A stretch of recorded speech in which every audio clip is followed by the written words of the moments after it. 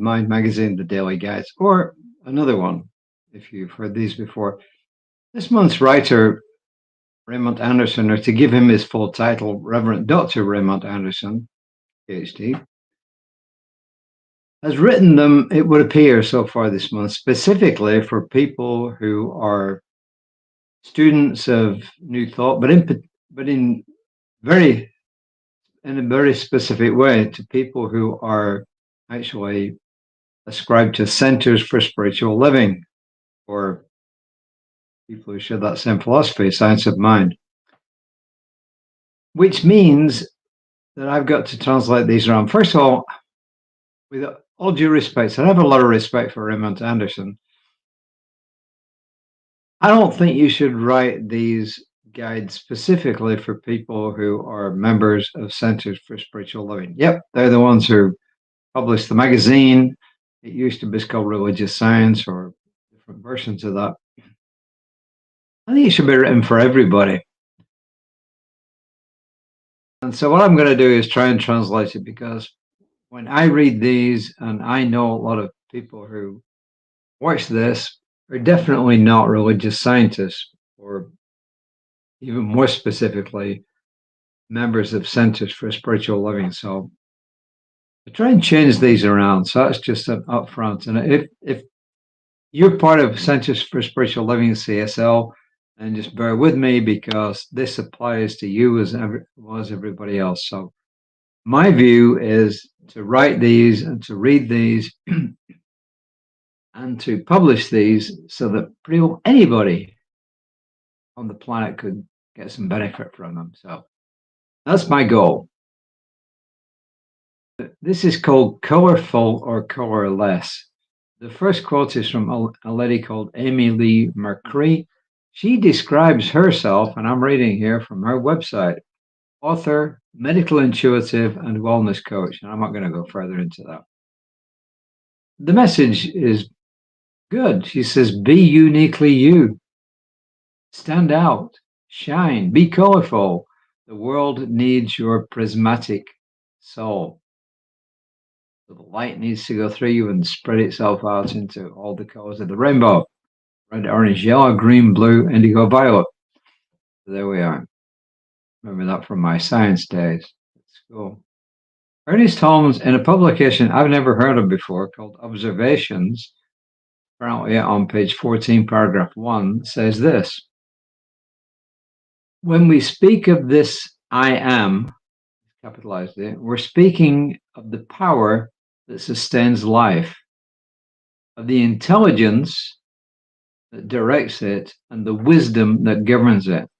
We're speaking of that love, that warmth and color, which awakens to consciousness in our own being, promoting what we call personality. Oh, you want to look at it another way? We are expressions of the one source that brought everything into existence, which we often call the ground of all being. And here we continue. And this is from Reverend Raymond, who says, when we deny our power, we play small and we live colorless lives. We opt to hide behind masks of guilt, shame, sameness, or insignificance. For any number of reasons, we bought into the lie that we're not good enough, not worthy enough, especially to live a life of joy, health, love, and pleasure.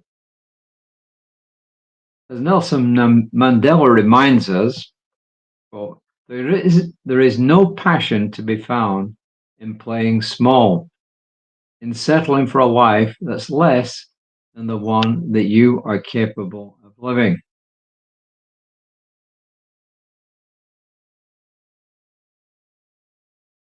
If we believe in principles similar to what Science of Mind teaches, which is it's done unto you as you believe, God is all there is, why will we ever dim our light, vilify our darkness, close off our hearts, restrict our power, and opt for colorless rather than colorful living.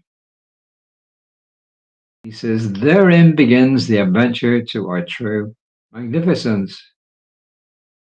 Do we truly believe, or are we simply deluding ourselves that we do believe?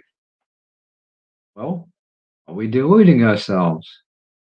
Or are we simply convincing ourselves that we believe? In other words, when we look at statements such as, it's done unto you as you believe, which is one of the main things that Jesus promoted, you believe it. Do you believe, as lots of famous people have said, who was it who said, whatever the mind of man can conceive and believe, it can achieve?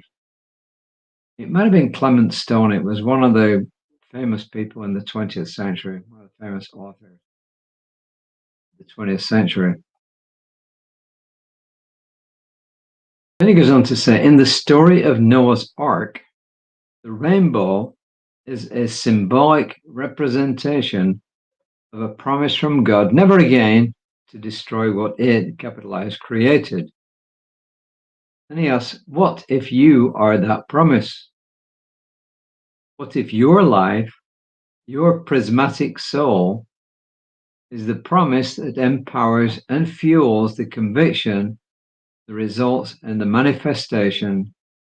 And then he says of each statement of Centers for Spiritual Living's global vision. Centers for Spiritual Living's global vision is a world that works for everyone. So, in other words, what if your life, your prismatic soul, is the promise that empowers and fuels the conviction, the results in the manifestation of the statement that there is a world that works for everyone? And there's more, obviously, but that's the focal point. Says, what if, for example, we live the meaning of the part of the vision that says, we envision a world where each and every person has enough food, has a home, and has a sense of belonging, a world of peace and harmony, enfranchisement and justice. And then he goes on to ask, what if the brilliance that you are is the very thing that makes what we envision become what we experience?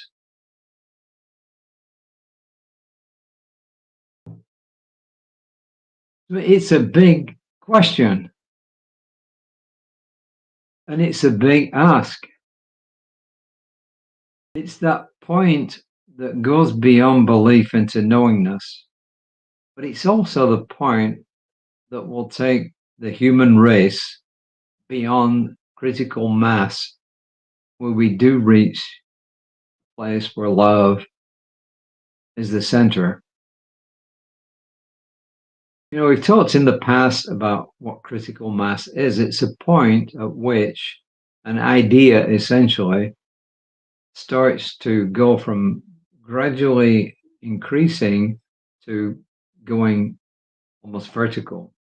And you can see this, I've mentioned many times in the past, you can see it, for instance, when you look at the adoption of television, when you look at the adoption of mobile phones, and so on and so forth, major inventions in human history, you can actually see where the point from which it started off as an idea that started to get adopted, and then it just took off. So, for instance, people who produce electronic vehicles, EVs, are hoping that at some point we will reach critical mass. You can look at places like China where it's much closer to happening here, and in Europe, well, here especially, it's been adopted much less. But that's just an example. So back to the point here, what he's really saying is, are you capable of being the spark that actually ignites the human race to get to that point of critical mass where enough people adopt this idea? So are you prepared to hold in your mind that there is a point in human history, in the hopefully not too distant future, where we will reach that critical mass? As I said, it's a big help, big ask. And I'll leave you with that question. But the other point is this. Even if you cannot envision truly a world that works for everyone, can you envision that you can be a part in contributing towards reaching that point? And I would say that's where I am. Right now, it's hard for me to truly, utterly believe, in other words, know that point in human history when we will reach that critical mass, but I can know that I can be a part of actually moving the human group subconscious mind towards that point. So, and if all that's a bit too much, well, I apologize. So, my screen vanished. I don't know what happened here. Oops. Oh well. Well, I don't know I don't remember the affirmation. It's too long, and it wants me to sign in again. So I'm not gonna do that. I'm just gonna say for an affirmation. I'm going to use the one that Jesus used when he talked to his disciples and his apostles and said, "You are the light of the world. You are the light of the world." So I'm moving that around into an affirmation. I am the light of the world. I am the light of the world. So, Reverend Lisa will be here tomorrow. No, she will be on Creative Life Spiritual Senses Facebook page tomorrow about 9:15. Today, Daniel Mercadal, I think, was online around about 11:15 a.m. Central Time. And I'll be back tomorrow about 5. Remember the affirmation, I am the light of the world. So until next time, namaste.